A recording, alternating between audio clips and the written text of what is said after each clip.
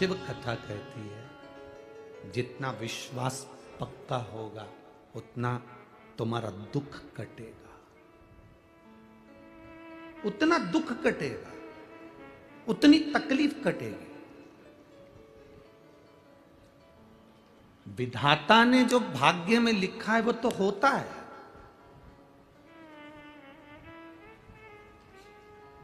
विधि का विधान जो लिखा है वो तो होगा। तो फिर शिव पुराण काहे को सुने अगर विधि का विधान होगा तो? भाग्य में लिखा हुआ यदि होगा तो फिर हम शिव पुराण क्यों सुने? उसका एक सुंदर चरित्र आता है। भागवत जी सुनिए आप लोगों ने, बोलो बोलो जरा सुनिए।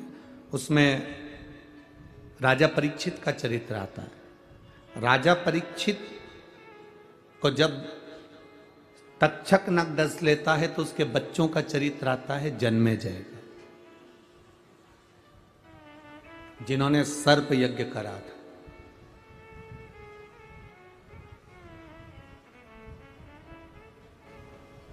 कोई तुमसे कह दे कि मैं तुम्हारी जिंदगी में दुख नहीं आने दूंगा तो समझ लेना कि पक्का झूठ बोल रहा है। संसार में ऐसा कोई नहीं जन्मा जिसको दुख नहीं आएगा। पृथ्वी पर जन्म लिया है तो दुख सुख तो चलेगा। कोई तुमसे कह दे कि मैं तुम्हारे दुख को, मेरे पास में ऐसी मौली है, मैं एक बेल दूंगा बांध लेना और दुख मिट जाएगा, फालतू की बात।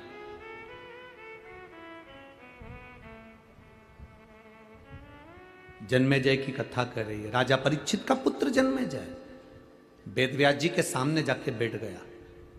वेदव्यास जी को दंडवत प्रणाम करा जन्मेजय ने, और वेदव्यास जी को प्रणाम कर कर वेदव्यास जी से कहा कि मुझे एक बात समझ में नहीं आई गुरुजी। वेदव्यास जी ने पूछा कौन सी बात? भगवान कृष्ण थे, आप वेदव्यास जी थे, गुरु द्रोणाचार्य थे, भीष्म पितामह थे, इतने बड़े बड़े संत साधु सन्यासी तपस्वी साधक और बड़े बड़े भविष्य के वक्ता जो दूसरे का भाग्य देखकर बता दें, इतने बड़े बड़े भविष्य के वक्ता बैठे थे। उसके बाद भी पांडवों का और कौरवों का युद्ध हो गया। आपने वो युद्ध टाला नहीं, आपने वो युद्ध समाप्त नहीं किया। इतने बड़े बड़े भविष्य के वक्ता बैठे हुए थे, इतने बड़े बड़े गुरुजन बैठे हुए थे। अगर कौरव और पांडवों के उस समय को तुम टाल देते, उस समय को अगर समाप्त कर देते तो युद्ध होता क्या?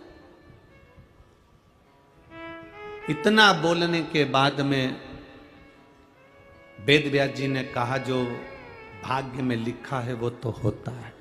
विधि का विधान कोई नहीं टाल सकता। इतने में जन्मेजय, परीक्षित के पुत्र जन्मेजय ने कहा कैसे नहीं टाल सकता? अगर मैं होता ना तो मेरा पुरुषार्थ आप देखते, और मेरे पुरुषार्थ को देखते तो मैं ये युद्ध टाल सकता था। मैं युद्ध होने नहीं देता। बहुत सावधानी से सुनना अष्टविनायक शिव पुराण की कथा। मैं होता तो इस युद्ध को नहीं होने देता। मैं होता तो यह सारा युद्ध टल जाता। वेदव्यास जी ने कहा यह कभी नहीं हो सकता। जो ललाट पर लिखा है उसको टालना बड़ा मुश्किल है, उसको समाप्त करना बड़ा मुश्किल है, उसको टालना बड़ा मुश्किल। जन्मेजय ने कहा ऐसा नहीं हो सकता। अगर मैं होता ना उस समय पर, मैं सब निपट लेता, युद्ध नहीं होने देता। मैं पक्का कह रहा हूं इतने लोग नहीं मरते। और तुम इतने बड़े बड़े संत बैठे थे, इतने बड़े बड़े गुरु बैठे थे, तो तुम युद्ध नहीं टाल सके। अब एक बात बताओ वेदव्यास जी, वेदव्यास जी आप भविष्य वक्ता हो ना, मेरे भविष्य की कोई बात बताओ जिसको मैं टाल कर बता सकता हूं। वेदव्यास जी ने कहा चलो ठीक है, टाल कर बताओ। थोड़े समय के बाद जन्मेजय तू एक काले घोड़े पर बैठकर दक्षिण दिशा में जाएगा। दक्षिण दिशा में एक सुंदर स्त्री को देखेगा और वो स्त्री को देखकर तू राजमहल में लेकर आएगा। उस स्त्री से तू शादी कर लेगा। वो स्त्री तुझसे एक यज्ञ करवाएगी। उस यज्ञ में मैं तुझसे हाथ जोड़कर कहता हूं कि उस यज्ञ में तू युवान ब्राह्मण को मत बुलाना, अगर बुलाना तो बूढ़े ब्राह्मण को बुलाना, किसी बुजुर्ग को बुलाना, समझदार को बुलाना, किसी बूढ़े को बुलाना, पर युवान ब्राह्मण को मत बुलाना उस यज्ञ में। पर मैं जानता हूं जन्मेजय, तो उस यज्ञ में तेरी पत्नी के कहने से, उस सुंदर स्त्री के कहने से तू युवान ब्राह्मण को बुलाएगा और युवान ब्राह्मण का प्राणदंड तू देगा, उस ब्राह्मण की हत्या का कारण तू बनेगा और आखिरी में तेरे माथे पर ब्राह्मण हत्या लगेगी और तुझे कोढ़ का रोग हो जाएगा और तू कोढ़ी हो जाएगा और बाद में उसी कोढ़ से तू मर जाएगा। अब तेरा विधि विधान टाल सके तो टाल दे। जन्मेजय ने कहा इतनी सी बात। जन्मेजय ने अपने राजघराने में जाकर कहा जितने अस्तबल में काले घोड़े हैं सब निकाल दो बाहर, एक भी काला घोड़ा मुझे नहीं चाहिए। काला घोड़ा होगा नहीं तो बैठूंगा भी नहीं। सारे काले घोड़े निकाल दिए जाएं। अस्तबल से सारे काले घोड़े खोल दिए गए और सारे काले घोड़ों को खोलकर भगा दिया गया। 2 साल के बाद राजा सफेद घोड़े पर बैठकर अपने नगर से, महल से घूमने के लिए निकला और निकलते निकलते निकलते निकलते घोड़ा बेकाबू हो गया। दौड़ते दौड़ते जंगल में पहुंच गया। जंगल में जाने पर उस घोड़े के पांव में घाव हो गया। घोड़ा चल नहीं पाया। आखिरी में घोड़ा लुढ़क कर गिर गया और फिर वो घोड़ा वहीं पर अपने प्राणों को त्यागा तो राजा भूखा प्यासा रहते रहते 2 दिन निकल गए। कुछ मिल जाए साधन तो मैं अपने नगर चले जाऊं। इतने में सामने से काला घोड़ा दिखा। राजा ने उसको पकड़ा और उस पर बैठा और बैठकर घोड़े को लेकर महल में जा रहा था। घोड़ा बेकाबू होकर दक्षिण में चले गया और समुद्र के तट पर उसको एक सुंदर स्त्री मिल गई। अब टाल विधि का विधान। एक सुंदर स्त्री मिली, स्त्री को ले गया अपने नगर। उसकी सुंदरता देखकर उसने शादी कर ली। स्त्री ने कहा अपन एक यज्ञ करते हैं, इसने मान लिया। यज्ञ प्रारंभ हुआ और इसको मालूम था कि वेद व्यास जी ने कहा है कि यज्ञ में बूढ़े ब्राह्मण को बुलाना, पर स्त्री ने कहा नहीं, यज्ञ में सब युवान ब्राह्मण आना चाहिए। यज्ञ में युवान ब्राह्मण आए। यज्ञ प्रारंभ हो रहा था। इसकी वो स्त्री सुंदर जैसे ही महल से बाहर निकली, उसको देखकर ब्राह्मण हंसा तो राजा को क्रोध आ गया जन्मेजय को और उसने उसको मृत्यु दंड दे दिया। मृत्यु दंड दिया तो ब्राह्मण हत्या माथे चढ़ गई और ब्राह्मण हत्या माथे चढ़ी तो ये कोढ़ के रोग से ग्रसित हो गया। रोता रोता वेद व्यास जी के पास पहुंच गया। मैं क्या करूं? वेद व्यास जी कहते हैं तू ही तो कह रहा था कि मैं विधि के विधान को टाल सकता हूं। तू कह रहा था विधि के विधान को टाल सकता हूं। राजा जन्मेजय ने गुरु वेद व्यास जी के चरण पकड़ लिए कि मैं विधि विधान को नहीं टाल सकता, पर विधि के विधान को कौन टाल सकता है? तो इतने में वेद व्यास जी कहते हैं कि विधि के विधान को तो केवल एक, अगर मैं राजा तुझको शंकर जी की कथा सुनाना प्रारंभ करूं और तू उस कथा को सुने, दिल से सुने, तो तेरे कोढ़ का रोग समाप्त हो। पर शिव कथा की एक शर्त है। शिव महापुराण की कथा की सबसे बड़ी शर्त है, शिव कथा की सबसे बड़ी शर्त है राजा पूछता कौन सी शर्त?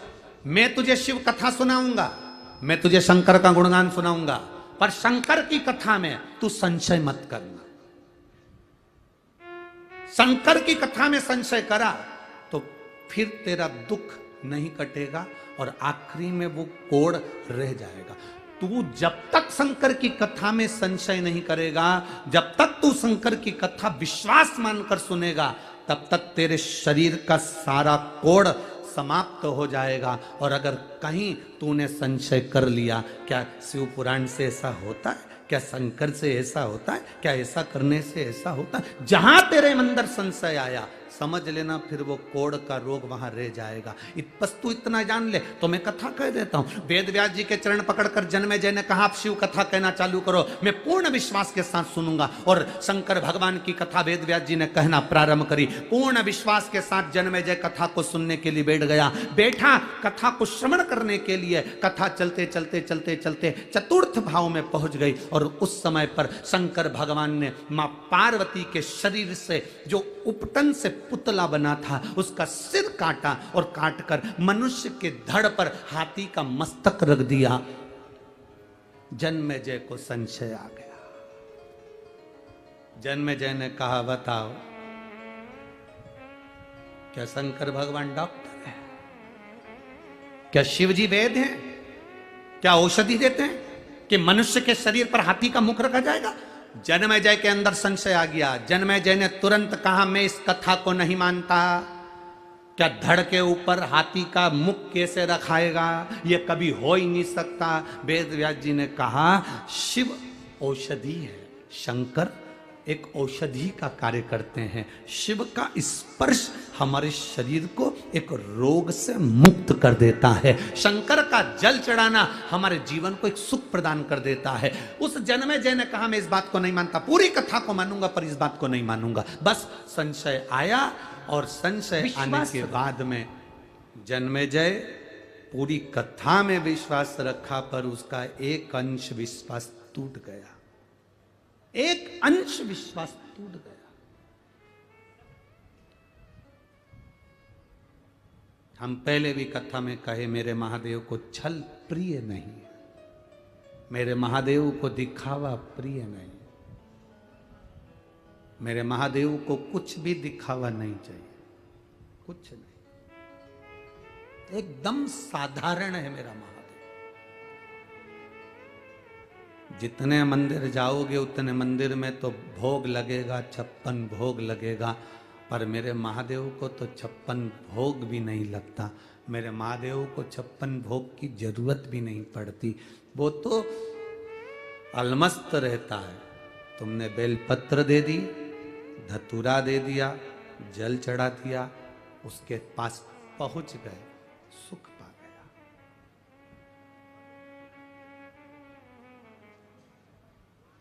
पत्नी में, बच्चों में और घर की बुजुर्ग मां में एक अंतर बहुत बड़ा है, बहुत बड़ा। पति बाहर गया, दुकान गया, ऑफिस गया, बाहर गया, पति आता है तो पत्नी पति का मुख देखती है। क्या देखती है? बोलो, जम के बोलो। मुख देखती है, मेरा पति आया। पति जब घर आता है तो बच्चे अपने पिता का हाथ देखते हैं, उसके हाथ में क्या सामान है, मेरे पापा क्या लेकर आए। पत्नी पति का मुख देखती है, बच्चे पिता का हाथ देखते हैं और घर की बुजुर्ग मां अपने बेटे का पेट देखती है, मेरा बेटा भूखा तो नहीं। घर की बुजुर्ग मां पेट देखती है। हम दूसरे की बात नहीं कर सकते, पर मेरा महादेव, मेरा शिव, मेरा ओघड़े, मेरा शंकर, जब तुम जल चढ़ाने जाते हो, जल चढ़ाते समय तुम्हारे हाथ को मेरा महादेव पहचान जाता है। कितनी दुखी है, क्या दुख है, क्या तकलीफ है, क्या कष्ट है, मेरा महादेव जान जाता है। इलाज की शुरुआत हाथ से होती है भाई। होम्योपैथिक हो, आयुर्वेदिक हो, चाहे अंग्रेजी हो, सबकी जांच हाथ से चालू होती है। बोलो सही है कि गलत है? बीपी, शुगर, थायराइड, बुखार, सर्दी, खांसी, जो भी जांचना है बीमारी, डॉक्टर भी हाथ पकड़ेगा, आयुर्वेदिक भी हाथ पकड़ेगा, होम्योपैथिक वाला भी हाथ पकड़ेगा। जांच हाथ से चालू होती है। इसलिए आपसे बार बार कहते हैं कि एक लोटा जल महादेव को चढ़ाने जाओ, क्योंकि ये जांच हाथ से होती है। महादेव जल चढ़ाते समय हाथ देख लेता है, इसको तकलीफ क्या है, इसको कष्ट क्या है। क्या दुख है इसको, वो हाथ से पहचान जाता।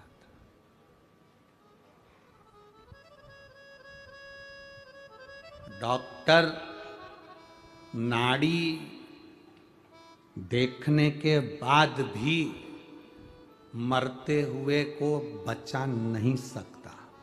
बोलो सही है कि गलत है? डॉक्टर नाड़ी देखते हुए भी मरने वाले को बचा नहीं सकता अगर वहां से आ गई तो।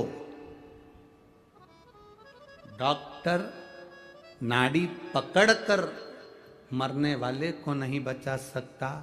भीम, अर्जुन, नकुल, सहदेव साड़ी देखकर भी द्रौपदी की साड़ी नहीं बचा पाए, ना बचा पाए। साड़ी खिंचा रही थी भरी सभा में और पांडव बैठे रहे, उसकी साड़ी नहीं बचा पाए।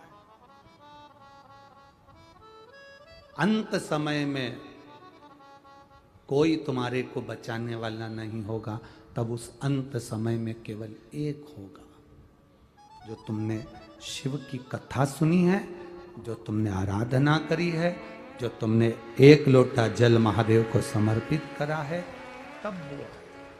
कल कथा में कहा था शंकर भगवान को श्रीफल नहीं चाहिए, शंकर भगवान को तुम्हारा कोई सामान नहीं चाहिए, शंकर भगवान को तुम अपना समय दो। ये अपने व्यस्त समय में से आप जितने बैठे हो ना, कोई फ्री नहीं हो। जितने आस्था चैनल पर लोग कथा सुन रहे हैं वो भी फ्री नहीं है। जितने मोबाइल पर, दुकान पर जो लोग कथा सुन रहे हैं ऑफिस में बैठकर, वो भी फ्री नहीं है। सबको काम पड़ा है। उसके बाद भी अपने व्यस्त समय में से आपने 3 घंटा देवाधिदेव महादेव को दिया, तो आपकी दुख की घड़ी में वो भी समय निकालेगा और आकर खड़ा हो जाएगा। आपकी दुख की घड़ी में वो आएगा, खड़ा होगा, आपकी दुख की घड़ी में वो भी समय देगा। और समय ही तो चाहिए, अंत समय में चाहिए क्या? डॉक्टर कह देगा अब हमारे हाथ में नहीं है, तो अब लोग क्या कहेंगे? कुछ कर दो भगवान, इनका समय बढ़ जाए। समय कौन बढ़ा सकता है? जिसको तुमने समय दिया। आदान प्रदान का जमाना है। जिसके पास जो होता है वो देता है। जिसके पास ज्यादा गाली होती है तो वो गाली देता है, जिसके पास ज्यादा भजन होता है तो वो भजन देता है, जिसके पास ज्यादा ताने होते हैं तो ताना देता है, जिसके पास में जो होगा वो देगा।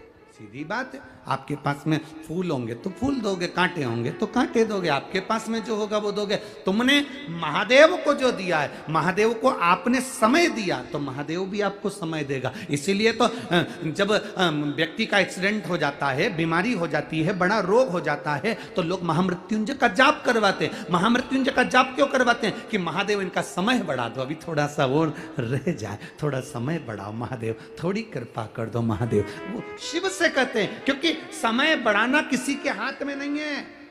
शंकर जी का किसी का नाम कालाधिपति नहीं, केवल एक है कालाधिपति, उसको महाकाल कहते हैं। कालाधिपति कहते हैं उसको। क्यों?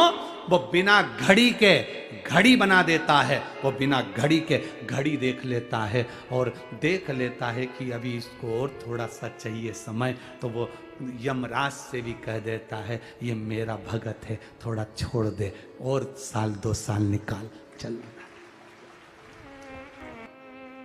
कभी कभी तो आपको ऐसा महसूस होगा कि मेरे साथ कोई चल रहा है। कभी कभी आपको ऐसा महसूस होगा, मंदिर में जल चढ़ाकर आप बाहर निकलोगे, ऐसा लगेगा कोई ने मुझे पीछे आवाज लगाई। कभी आपको लगेगा मंदिर से जाते आते आपको ऐसा लगेगा अपने घर से मंदिर तक के बीच में कोई मुझे देख रहा है, पता नहीं कौन देख रहा है। कभी ऐसा लगेगा मुझे जाने की कथा में तैयारी कर रही हूँ, गाड़ी का इंतजार कर रही हूँ, बस आ नहीं रही, और मन से उसको पुकारा, कोई ऑटो वाला आकर खड़ा हो जाएगा और कह देगा चल तुझे छोड़ कर आता। ये विश्वास शिव के प्रति है। भीड़ बढ़ाने के लिए हमारे ये शिव महापुराण की कथा में कभी मत आओ, विश्वास बढ़ाने के लिए आओ। भीड़ बढ़ाने से कौन सा हमारा फल होगा? क्या फायदा तुम्हारी भीड़ बढ़ाने से? बेचारे जजमान को टेंशन हो जाता है, शंकर भाऊ से पूछना। भीड़ बढ़ाने से हमें कोई फायदा नहीं, जजमान को टेंशन हो जाता है, अब इनकी व्यवस्था कैसे करूं, कहां बिठाऊं। कल जितने थे आज उससे 1.5 ज्यादा आए हो। पूरे जगह जगह जहां गाड़ियों की जगह थी सब फुल पड़ी है। ये पीडब्ल्यूडी का मैदान भी आज सोच रहा है मैं काय को मैदान बन गया, काय को मैदान सोच।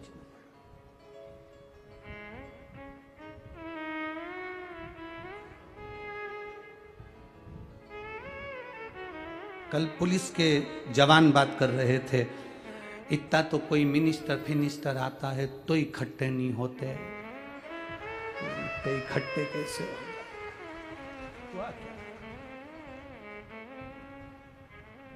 इन सबको किसी ने बुलाया है क्या? नहीं, बुलाया तो केवल एक ने है, बोल बम का नारा है बाबा, वो बुलाता है। तो और ये कथा विश्वास की कथा है, आप सुनो, शिव तत्व को धारण करो। जिस जिस नगर में जिस जिस क्षेत्र में कथा होती है, हम उनसे, जैसे ये कथा यहां पूरी हो जाएगी, कितनी तारीख को पूरी होगी?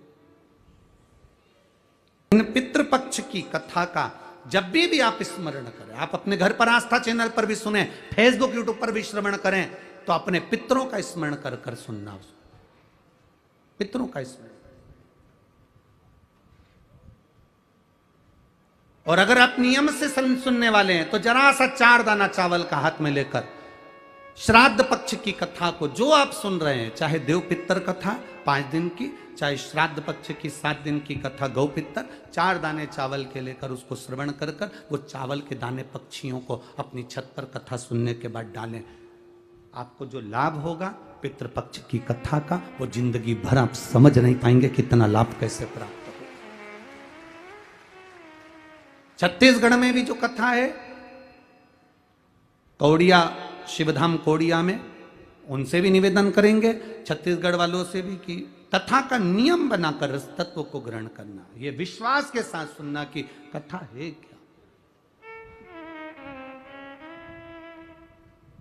कथा रस तत्व सुना। विधि का विधान टलता नहीं है, पर उस विधि के विधान को कौन टाल सकता? जन्मेजय से वेदव्यास जी ने कहा, तू अगर दिल से कथा सुन लेता जन्मेजय, तो तेरे शरीर में रोग नहीं रहता। विधि का विधान केवल शिव टाल सकता है, बाकी का कोई नहीं टाल सकता, केवल शिव। अकाल मृत्यु वो मरे जो काम करे चंडाल का, काल उसका क्या बिगाड़े जो भक्त हो महा काल का। जो शिव की आराधना करता है, शंकर का जो उपासक होता है, सामने काल आने से भी डरता। ये नहीं कि मौत नहीं आएगी, ये नहीं कि मृत्यु नहीं आएगी, ये नहीं कि दुख नहीं आएगा, बीमारियां नहीं आएगी, कष्ट नहीं आएगा, सब आएगा। पर आप अपने दिल को कथा में लगाकर रखोगे। दिल से अगर शिव पुराण की कथा सुन ली, बाबा को 1 लोटा जल दिल से चढ़ाना प्रारंभ कर दिया, तो दुख जो आया है ना, वो धीरे धीरे जल चढ़ाने से, बाबा का भजन करने से कटता चले जाएगा। कटेगा जरूर, थोड़ा समय लगता है, फाइल अगर मोटी है तो थोड़ा समय लगेगा। दुख बड़ा है, कटने में थोड़ा समय लगेगा। वो माता ने लिखा 13 साल तक कैंसर से जूझी है, 13 साल, और मिल गई शिव महापुराण की कथा और दिल लगा लिया बाबा से, बैठ गई वो तो टीवी के सामने आसन लगाया और कथा सुनी, दिल लगा लिया। 13 साल जो कैंसर और ब्रेस्ट कैंसर से जूझ रही हो, 13 वर्ष, और चित्त लगाया बाबा से, दिल लगाया। और कई लोग ऐसे होते हैं, तुम देखना, जो अंधे व्यक्ति की अगर आंख आ जाती है ना, तो सबसे पहला काम वो एक ही करता है, आंख आते से ही अपने हाथ में जो छड़ी होती है, डंडा होता है, लठिया होती है, उसको फेंक देता है, क्योंकि आंख वापिस आ गई। दुनिया के लोगों की सबसे बड़ी एक सोच विचार ये है कि जैसे ही उसका कोई काम बन जाता है, अच्छा काम हो गया, सब काम हो गया, काम होते सही जब उसका दूसरा कोई काम आता है और भगवान नहीं सुनता तो वो मंदिर जाना छोड़ देता, लठिया कोई फेंक देता, छड़ी को फेंक देता, डंडे को फेंक देता। नजर का इलाज हो सकता है पर नजरिए का इलाज नहीं हो पाता। कई लोग डॉक्टर के पास जाते हैं, कहते हैं डॉक्टर साहब मुझे दूर का नहीं दिखता। डॉक्टर उसकी आंखों में ड्रॉप डाल देता है, दवाई दे देता है और आंखों का इलाज करता है, चश्मा बना देता है। दिखने लगा दूर का?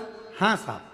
फिर कोई गया, डॉक्टर साहब पास का नहीं दिखता, डॉक्टर ने उसका भी इलाज करा, चश्मा बना कर दे दिया, उसको पास का दिखने लगा। एक गया तो उसने कहा ना तो दूर का दिखता ना पास का दिखता, कुछ ऐसा कर दो। डॉक्टर ने एक ही चश्मे में 2 ग्लास लगा दिए, नीचे पास का ऊपर दूर का। किसी किसी के चश्मे में ये फैसिलिटी है। आधा आधा कांच है, नीचे पास का दिखता है, ऊपर दूर का दिखता है, आधा आधा। सारे मरीज जाते हैं डॉक्टर के पास, जाकर कहते हैं दूर का नहीं दिखता, पास का नहीं दिखता। आज तक ऐसा मरीज डॉक्टर के पास जाकर नहीं बोला मुझे मेरा भोलेनाथ नहीं दिखता। कोई चश्मा हो तो जरूर बताओ। डॉक्टर भी कह देगा तुम्हारी आंख का ऑपरेशन कराओ, शिव पुराण की कथा में जाओ। शिविर लगा है, नेत्र शिविर पुणे में चल रहा है 7 दिन का। शंकर भाऊ और पूरा जगताप परिवार, इस अश्वनी ताई हो चाहे विजय भाऊ हो चाहे इनकी मित्र मंडली हो, इन्होंने 7 दिन का ये नेत्र शिविर लगवाया है। यहां कुछ नहीं होगा। उस डॉक्टर के पास जाओगे तो वो चश्मा चढ़ाएगा, पर शिव महापुराण की कथा वो नेत्र शिविर है, ये चश्मा नहीं लगाती। क्योंकि आजकल बड़ा रिसर्च सेंटरों में रिसर्च हो गया, चश्मे से अच्छा लेंस है। तो यहां जितने भी भक्त शिव की कथा सुनने के लिए आते हैं, इनको चश्मा नहीं लगाया जाता, इनकी आंखों में वो लेंस फिट कर दिया जाता है जिससे महादेव नजर आता है। केवल शिव और शंकर के सिवा कुछ भी नहीं, कुछ भी नहीं दिखता। घर से चली, परिवार वालों ने पूछा कहां जा रही? शिव पुराण में। इतनी जल्दी? कथा तो 1 बजे, तू 8 बजे चल दी। पराठे भी ले जा रही है इतने सारे, आजू बाजू वाली को खवाऊंगी, 2-4 मैं भी खा जाऊंगी। अच्छा ठीक है। इतना सामान उठा लेगी, 2 पानी की बाटल, टिफिन, बिस्कुट सब ले जाएगी। आओ, अब तो घर की पौन टेंशन में आ गई। बुढ़िया 2 कदम घर में नहीं चलती। सुबह से उठ के पराठे बना रही, गुनगुनाती श्री शिवाय नमस्ते, श्री शिवाय नमस्ते। और पराठे बना के टिफिन में भर के और रख के और पाटी वाटी पाड़ के और तैयार, पटली वटली भी जोरदार।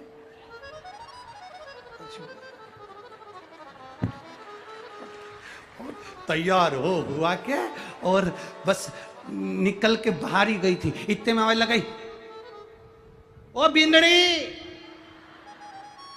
अरे कहां गई? इतने में बहू आवाजें लगा सुनते सी, हाँ मम्मी, लाल वाला रुमाल ले गया, दे तो जरा। और रुमाल लेके कमर में खोस के चली। ऑटो वाले के पास गई, एक्सक्यूज मी प्लीज।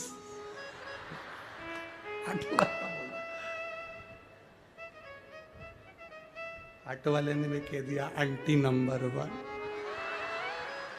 ऑटो वाला भी कहे तो क्या कहे, इतनी व्यस्त। और क्या मेरे को सांघवी पूरा एड्रेस तुम बोल लेना हो प्लीज। अब मेरे को सांग भी जाना है और कथा स्थल पहुंचना है, तो इतनी जल्दी क्या है? नहीं, जल्दी जाना है, सब सब भर के बैठ जाएंगी, फिर मेरे को जगह नहीं मिलेगी।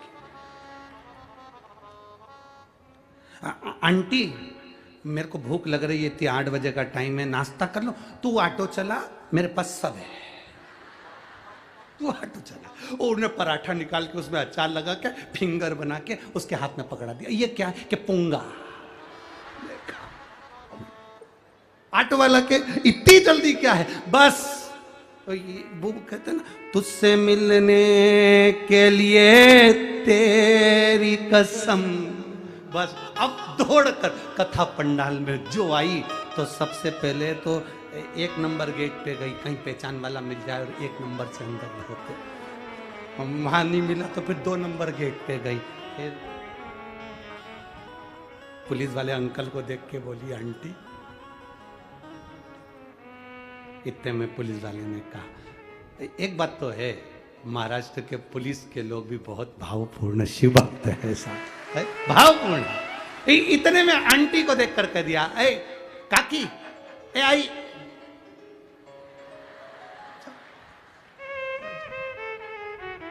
आई भी चलते चलते पीछे से मुस्कुरा के स्माइल दे गई। पुलिस वाला भी सोच में पड़ गया, कितनी भगवान की भगत है रे, जान दे जा। और यहाँ आते से ही जगह वगह देख के फिर बैठी, अपना बढ़िया आसन वासन लगा के, और पड़ोसन से कल के गई थी तुम्हारे लिए पराठे लाऊंगी, तो पड़ोसन भी इतनी उस्ताद, उसके लिए जगह एक्स्ट्रा रखी। आते से बैठे, हम तो तुमको बता रहे हैं, तुम्हें कल अगर जगह संभालना है तो पराठे की बात याद रखना। जाते समय यहाँ बोल कर चली जाना अपनी अड़ोसन पड़ोसन, कल आऊंगी ना मैं तेरे लिए पूरन पोली बना के। तैयार तैयार, सब तैयारी में बैठी।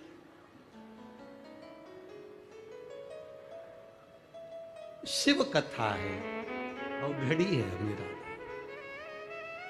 भगवान शिव की कथा कर रही है।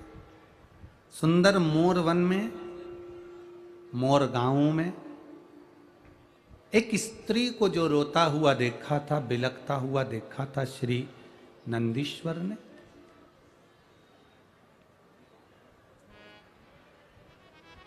उस स्त्री को बिलखता हुआ जानकर, कराहते हुए जानकर, नंदी ने माता पार्वती जी से जो विनय करा था,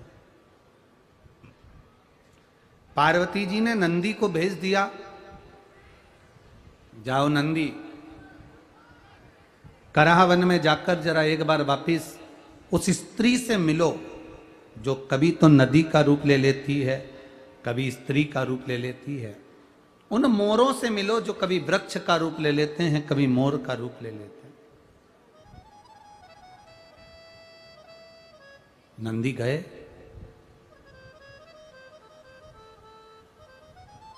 और नंदी ने जाकर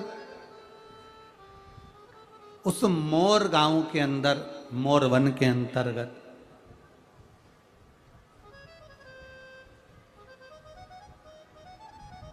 नंदी कुछ देर बैठे।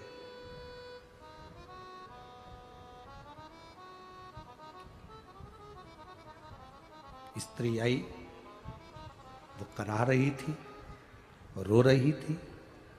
फिर पूछा वापिस, नंदी ने आज वो स्त्री से पूछा, तेरे कराहने का कारण क्या, तेरे रोने का कारण क्या?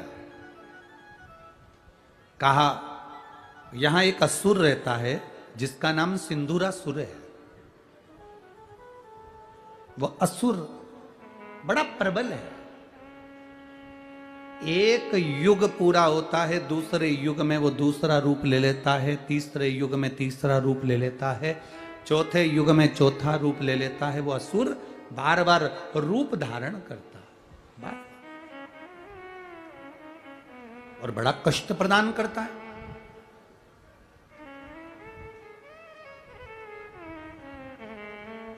स्त्री ने कहा, ये जितने वृक्ष हैं ये मोर का रूप लेते हैं, कभी वृक्ष का रूप लेते हैं, क्योंकि ये असुर बार बार कष्ट देता है।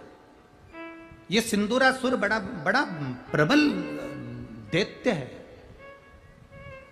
हम बड़े दुखी हैं, बहुत कष्ट है। तुम शंकर जी के नंदी हो। उस कराह नदी ने कहा, उस कराह स्त्री ने, कराह नदी ने कहा,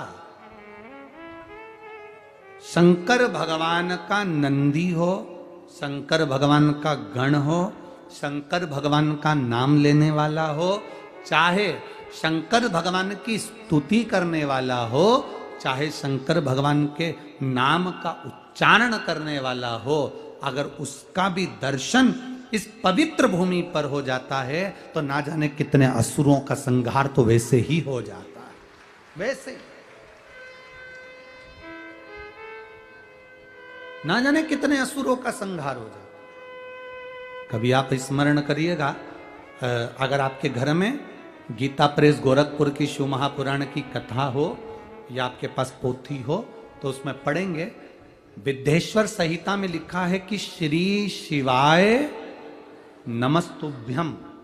ये बोलने वाले व्यक्ति का भी मात्र दर्शन हो जाता है, उसके चेहरे का, उसके मुख का भी दर्शन हो जाता है तो हजारों अश्वमेध यज्ञ का पुण्य फल प्राप्त हो जाता है और हमारे पाप कट जाते हैं।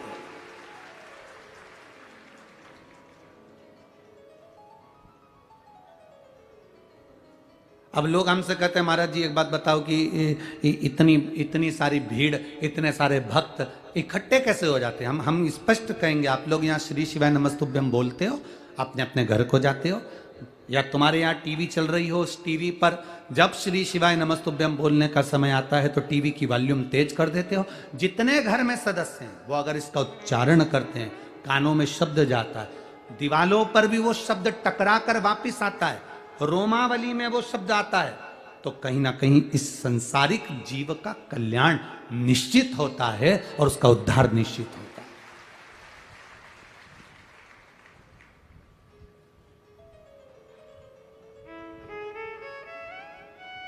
भाई कुछ ना कुछ तो होता है ना, वो कहते हैं ना,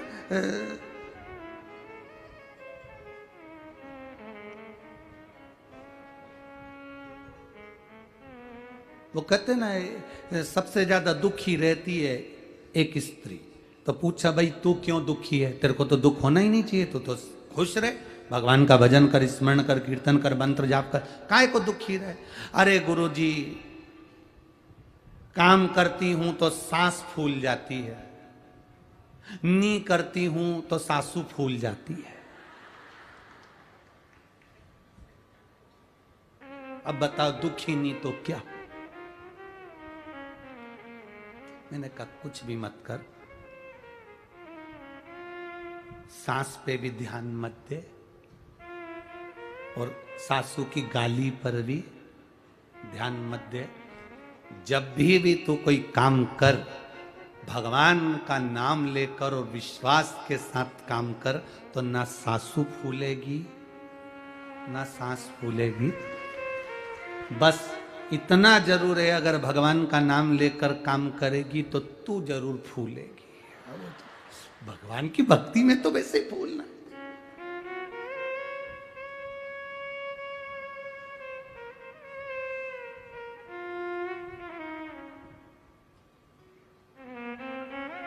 अब कल की बात, हम लोग यहाँ से जा रहे थे और आगे जाके वो ये रोड से निकले, उस रोड पे गए, उस रोड से बड़ी रोड पे गए तो वहाँ कुछ माताएं कथा सुन के जा रही होगी। तो अब एक बुजुर्ग, लगभग उसकी उम्र होगी मेरे ख्याल से 70-80 साल की, 70-75 साल की, वो भी कथा सुन के जा रही है। कथा से ऐसे मालूम पड़ा सुन के क्यों जा रही, क्योंकि उसके सिर पर चंदन लगा हुआ था, तो हम समझ गए कि कथा में ऐसा आई होगी। और इधर से गाड़ी आ रही, कुछ माताएं इधर से आ रही, बेचारी बच्चों को लेके आ रही, कोई कुछ लेकर आ रही, वो भी कथा में से आ रही। अब इसने देखा गाड़ियां आ रही तो खुद बीच में खड़ी हो गई।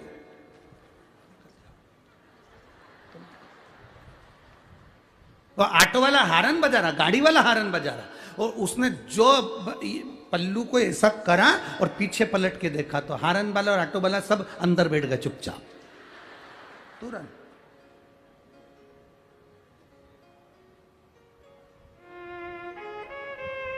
हमने भी, हमारे वो पायलट से कहा गाड़ी आगे लो, हारन वाले वो सामने खड़ा था तो हमने भी उसको कह दिया अति घाई दुखदाई, धीरे। चल रहा है, जान प्रसन्नता में रहिए। क्या किसको रोइए? अरे बोलो, जम के बोलो जरा, चादर तान के सोइए। आग लगे बस्ती में अपन रहो मस्ती में। कब तक रोएंगे किसी चीज के लिए? जो भगवान ने दिया बहुत अच्छा दिया, जो प्रदान करा वो कम ना प्रदान करा। नारी कराह रही है। नंदी ने पूछा तुम्हारे दुख का कारण? बस ये सिंधुरासुर का वध हो जाए, ये समाप्त हो जाए तो हम सुखी हैं।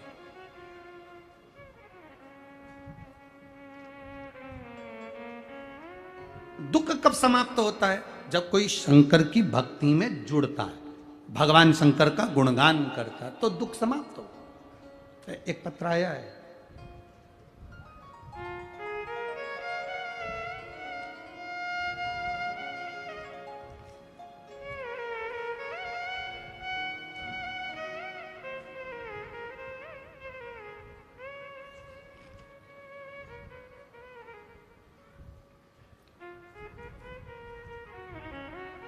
मेरा नाम सीमा झलवार है। मैं संतोष नगर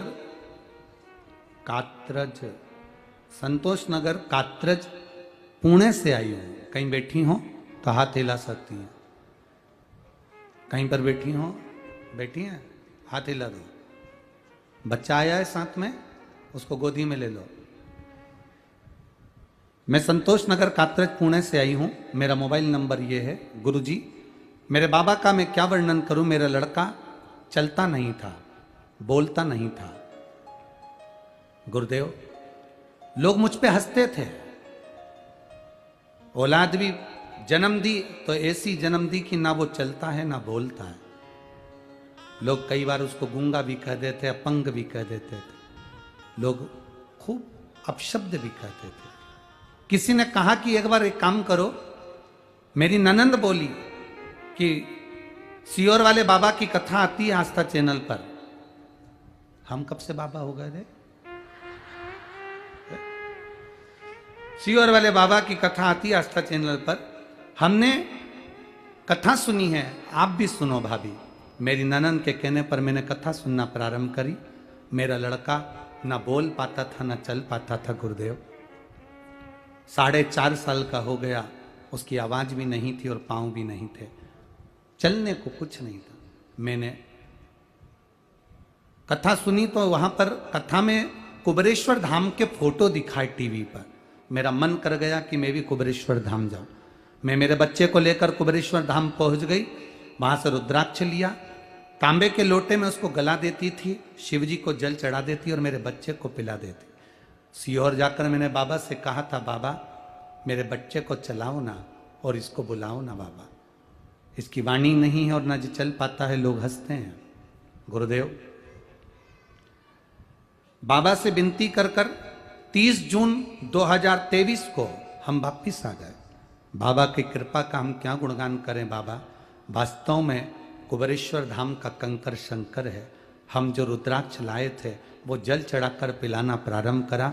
मेरा बेटा 3 महीने के अंदर चलना भी प्रारंभ कर दिया और बोलना भी प्रारंभ कर दिया। मैं मेरे बेटे को लेकर आई हूं गुरुदेव, आपका दर्शन करना चाहती हूँ। कहीं वहीं से ऊंचा कर दो बाबू, क्योंकि दूर बहुत है ना। अगर पास होते तो हम यहाँ पर बुला लेते। हाँ, बेटे को ऊंचा करो थोड़ा सा। हाँ, साधुवाद। श्री शिवाय नमस्तोभ्य। बाद में आप बेलपत्री ले लेना, हम यहाँ दे देंगे, ले जाओ, ठीक है। श्री शिवाय नमस्तोभ्य। ये शिव तत्व है। बैठिए बहन। स्त्री ने कहा, कान उस करारे स्त्री ने, उस नदी ने, उस मोर ने कहा कि आप सिंधुरासुर का वध करवा दीजिए, बस इतनी कृपा हो जाए। कौन करेगा ये? जो शिव कृपालु, जिसको आज्ञा दे। नंदी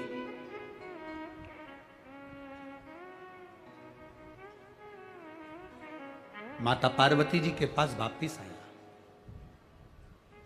अब नंदी ने आकर क्या देखा कि माता पार्वती के पास आया और माता पार्वती से कहा कि उस स्त्री का दुख केवल एक ही साधन है, सिंधुरासुर नाम का असुर है।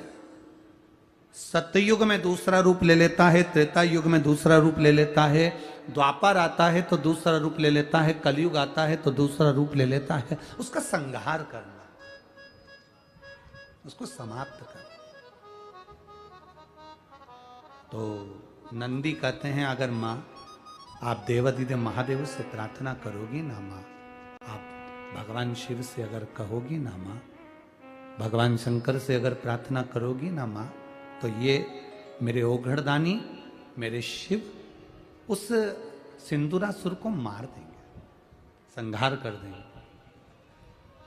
पार्वती जी ने नंदी से कहा, सुनो नंदीश्वर, भोले बाबा तो समाधि में लीन बैठे हैं, तब साधना में लीन बैठे हैं, सिंदूरासुर मरना इतना आसान नहीं है, इतना सरल नहीं है सिंदूरासुर को मारना।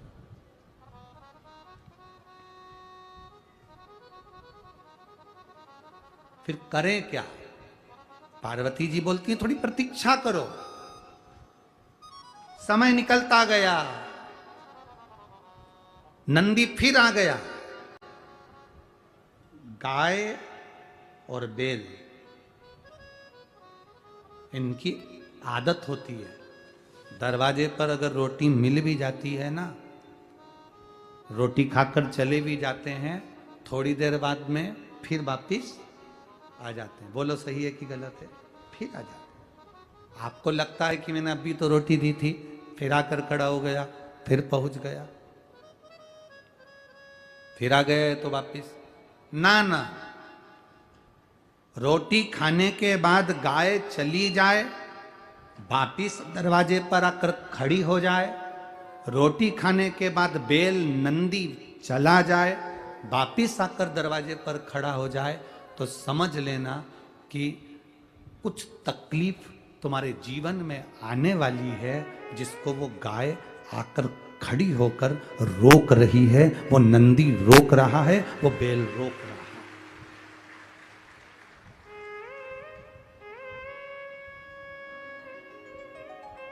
वो रोक रहा है।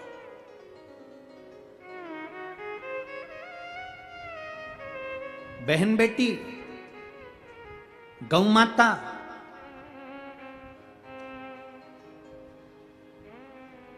एक ऐसी होती है जो आने वाली तकलीफ को रोक देती है।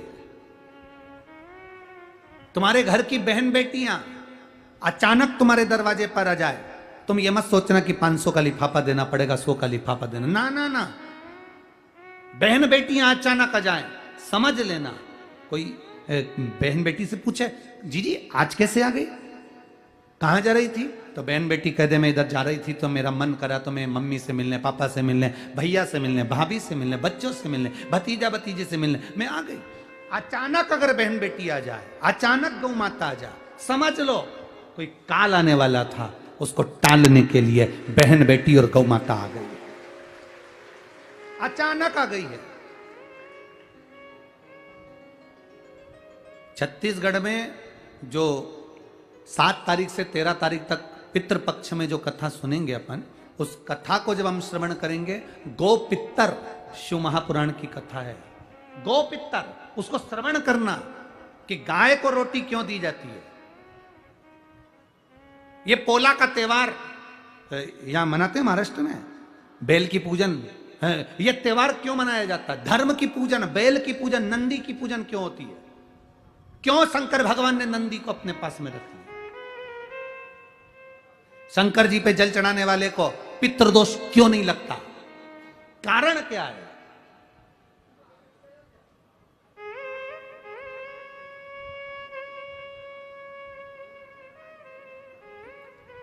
यहां इतने सारे बैठे हो और आस्था चैनल पर बहुत सारे लोग कथा सुन रहे हो और बहुत सारे लोग मोबाइल पर सुन रहे हैं। आपसे एक प्रश्न करें, हम उत्तर दोगे आप लोग? जब से शिव पुराण चालू हुई है, इसके पहले का समय निकाल कर देखना, जब भी किसी से मिलोगे तो वो एक बात कहेगा, तुमको पितृ दोष है, तुमको काल सर्प दोष है, तुम्हारे यहां वास्तु दोष है। बोलो सही है कि गलत है? प्रत्येक व्यक्ति दुखी था, प्रत्येक व्यक्ति जब भी किसी के यहाँ जाता था वो एक ही बात कहता, पितृ दोष है, काल सर्प दोष है, वास्तु दोष है, ये पूजन करना पड़ेगी, वहां जाना पड़ेगा, ऐसा करना पड़ेगा, सारे दोष बताए जाते थे। जब से शिव पुराण चालू हुई और तुमने एक लोटा जल चढ़ाना चालू करा, सारे दोष अपने आप समाप्त होते चले।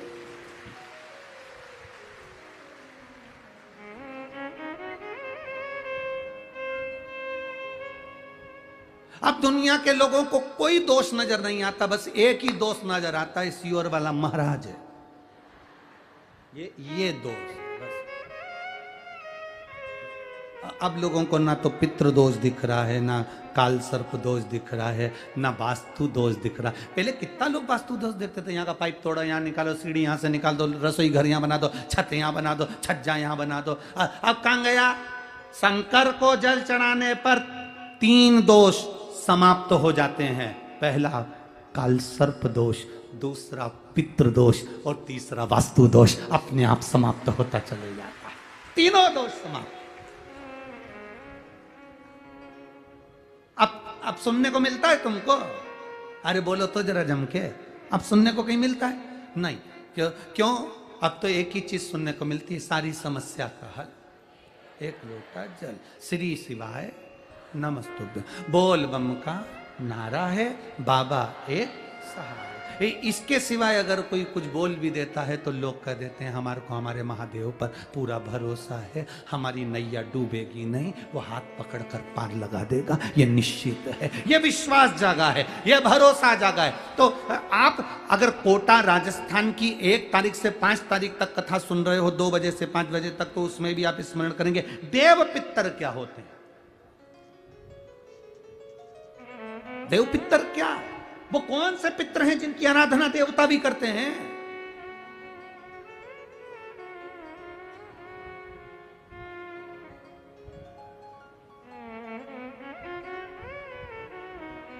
वो कथाओं का स्मरण करें। और ये पितृपक्ष की कथा के बाद जब नवरात्रि में 17 तारीख से 21 तारीख तक 5 दिन की जब नागपुर में शिव महापुराण की कथा हो तो उसको भी दिल से श्रवण करना। नवरात्रि की कथा को भी सुन, उसको भी ध्यान से सुन, अपने जीवन में उतार। शिव भक्ति है क्या? शिव के प्रति विश्वास क्या?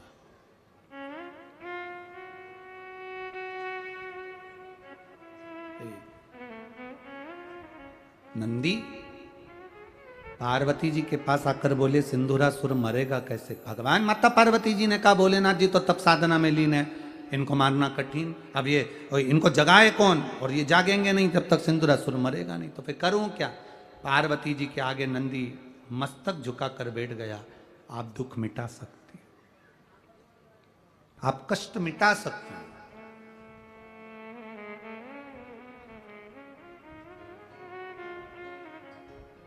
दुनिया का ऐसा कौन सा दुख है जो मां नहीं मिटा सकती? आप मिटा सकते, ठीक है। तप में लीन हो गई मेरी मां पार्वती, तप में लीन, साधना में लीन हो गई मेरी मां। 1 वर्ष निकल गया पर माता ने नेत्र नहीं खोले। देवादिदेव महादेव तो उससे पहले से बैठे हुए थे। 1 वर्ष। करहा नदी करहा रही है, मोर चिल्ला रहे हैं, वृक्ष पुकार रहे हैं, नंदी स्तुब्ध होकर मां के सामने बैठ गया। मेरे सिर पर रख दो अपना, मस्त रहूं तेरी मस्ती। मां कृपा करो, दया करो, मां करुणा करो।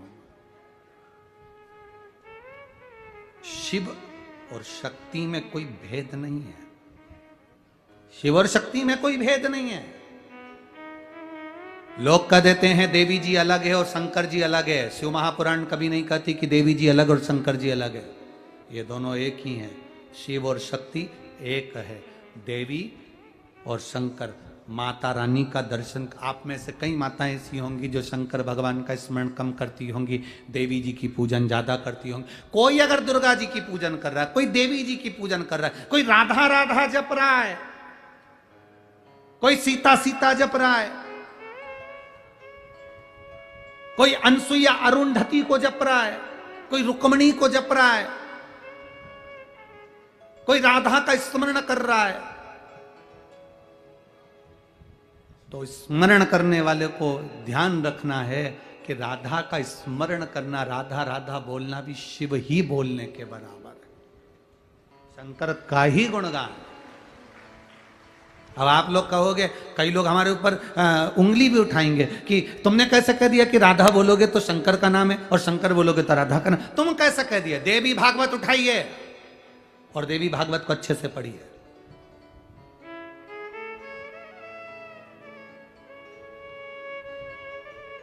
देवी भागवत को अच्छे से पढ़ना, विष्णु पुराण को पढ़ना, गर्ग संहिता को पढ़ना, शिव महापुराण को पढ़ना।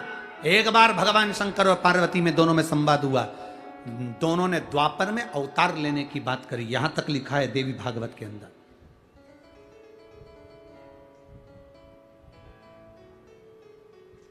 पार्वती जब क्रोध में कालका का रूप ले ली, शाम वर्ण पड़ गया, तब कह दिया ये रूप एक बार द्वापर में फिर अवतरित हो, तो पार्वती जी ने कह दिया विपरीतता होना चाहिए।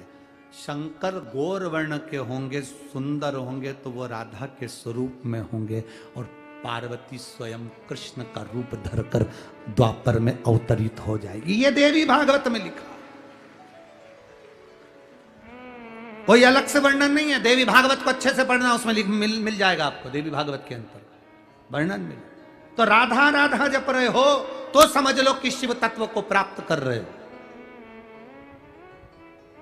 कृष्ण शब्द का संबोधन कर रहे हो, हे कृष्ण हे कृष्ण, कृष्ण का संबोधन कर रहे हो, तो समझ लो पार्वती का स्मरण कर रहे हो।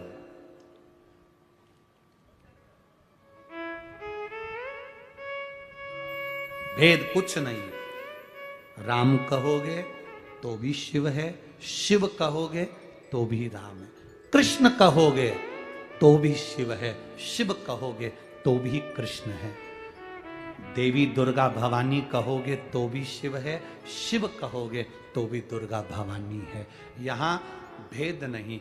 हरि विठ्ठल कहोगे तो भी रुक्मणी है, और रुक्मणी कहोगे तो भी हरि विठ्ठल ही है। पांडुरंगा कह लो चाहे विठ्ठल, एक।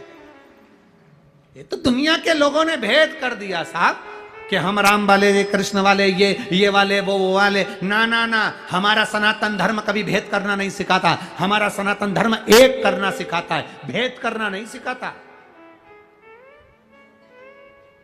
सनातन धर्म में भेद नहीं करा जाता कि ये राम वाले, ये कृष्ण वाले, ये वाले, वो वाले। ना ना, सनातन धर्म कभी भेद करना नहीं सिखाता। सनातन धर्म एक करना सिखाता कि हम सब सनातनी हैं। इस मृत्यु लोक में अगर हमारा जन्म हुआ है तो हम उस परमात्मा की छत्र छाया में है।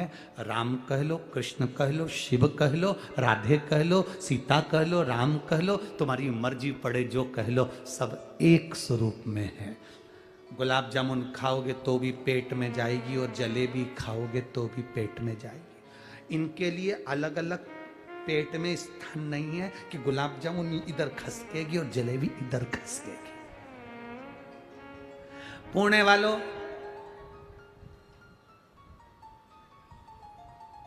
तुम्हारे इधर अगर ऐसा होता हो तो बात दूसरी है कि पूरन पोली इधर रहना चाहिए और आमठी इधर,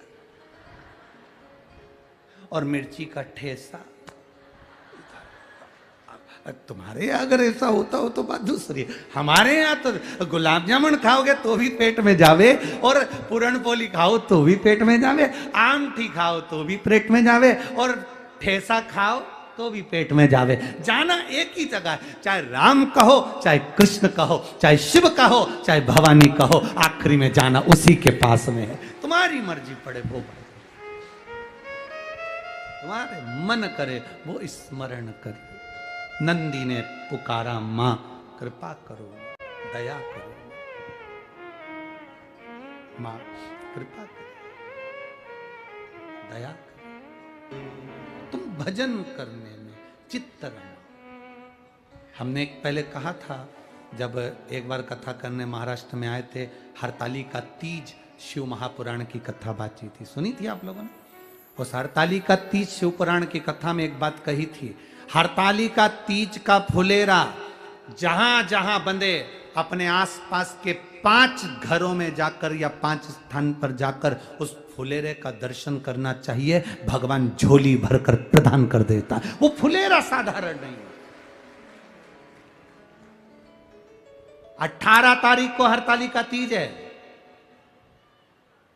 उस हरताली का तीज के दिन आपके नगर में जहां फुलेरा बंधे, माताएं जहां पूजन करे, वहां दिल से पूजन करे, स्मरण करे। आप 5 फुलेरे का दर्शन कर आइए, 5 फुलेरे का। हम तो शंकर भाऊ से कहेंगे प्रयास करना, शंकर भाऊ से हम तो कह सकते हैं कि 18 तारीख को एक फुलेरा थोड़ा ऊंचा इस पे मेरे शंकर पर भी लगवा देंगे, प्रयास करें। आपके यहाँ तो फूल भी बड़े सुंदर सुंदर आते हैं, हमारे यहाँ तो एक ही फूल बड़ा भारी है, वो ब्यूटीफुल शंकर है। 18 तारीख को जब कथा रहे, अब कल से तो कथा वही कितनी बजे है, 2 बजे से 5 बजे तक, तो आज ही थी 1 से 4। तो जब फुलेरा बंधे 18 तारीख को जब कथा चले, तो उस पर भी एक फुलेरा बाबा का रहे, मेरे शंभू पर रहे, जिससे पूरा विश्व दर्शन कर कर कृतार्थ हो जाए। कृतार्थ फुलेरे का दर्शन करना चाहिए। आप हरताली का तीज का व्रत नहीं भी करते हो, आप हरताली का तीज का व्रत नहीं भी करते, चाहे आप ब्राह्मण हो, क्षत्रिय हो, वैश्य हो, शूद्र हो, जो हो आप, हमें उससे मतलब नहीं।